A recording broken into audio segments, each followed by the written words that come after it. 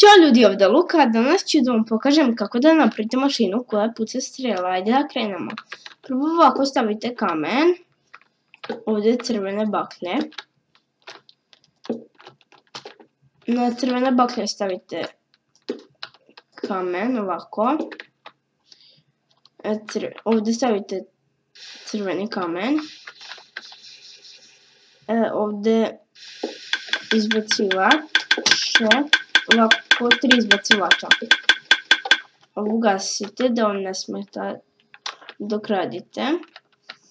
Sada ja ću ovo da zaštitim, vi ne morate.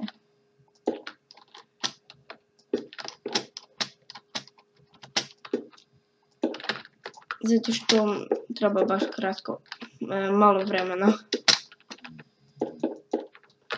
Ok, sada stavite u ove izbacivače strele.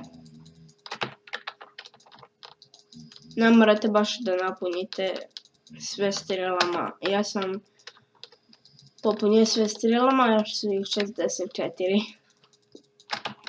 Ok, sada kada bi povukli ručku, gledajte koliko brzo ovo izbacuje strele. Za nekoliko sekundi izbaci već štek i 29 strela.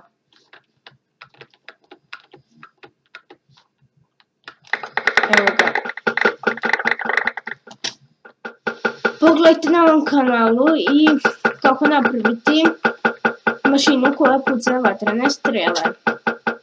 Ljudi, to je bilo to što se tiče ove epizode. Obavezno like, share i subscribe. Vidimo se uskoro.